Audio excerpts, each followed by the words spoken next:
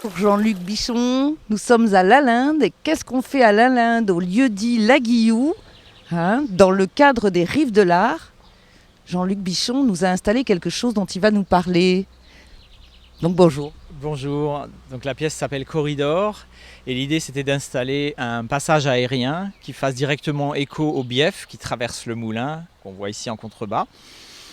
Donc un passage aquatique qui passe sous le moulin et auquel va faire écho un passage aérien qui va traverser la pièce principale du moulin et qui va permettre à l'air de passer bien sûr et puis évidemment à tous les insectes et éventuellement oiseaux peut-être ou chauves-souris la nuit qui vont les poursuivre dans ce corridor.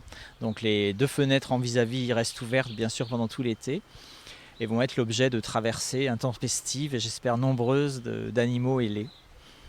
Il y en a même qui peuvent s'installer éventuellement. Ce serait étonnant, mais pourquoi pas.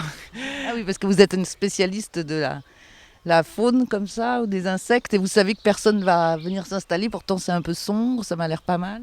Je travaille assez souvent avec effectivement des éléments vivants dans mon travail, où il y a assez peu de chance, à part peut-être des araignées qui vont profiter du piège éventuellement possible là pour s'installer cet été. Oui. Le chemin va être, le passage plutôt va être balisé par une double rangée de néons qui vont donc rester allumés nuit et jour et qui vont aussi attirer évidemment potentiellement ces insectes. Et donc du coup il va y avoir une trace de ça, c'est-à-dire qu'il y a quelque chose qui va filmer le passage ou pas du tout? Non, non. Voilà, c'est l'art éphémère et il se passera.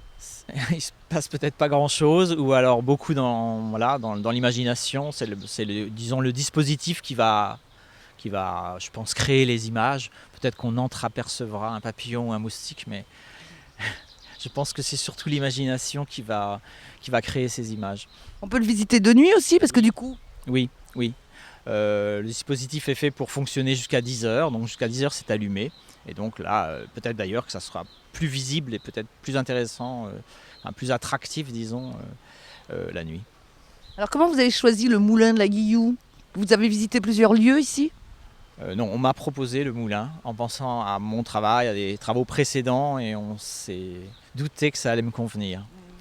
Parce qu'il y a des spécialistes aux Rives de l'Art et donc elle savait que... Donc ça vous a semblé? Oui, intéressant. Et j'étais déjà intervenu dans un moulin, dans une précédente édition, où j'avais travaillé avec des éponges. Bon, c'était une formule complètement différente. Et je faisais intervenir directement également l'eau du bief du moulin. Donc deux situations quand même assez proches finalement, mais deux réponses alors pour le coup très différentes visuellement.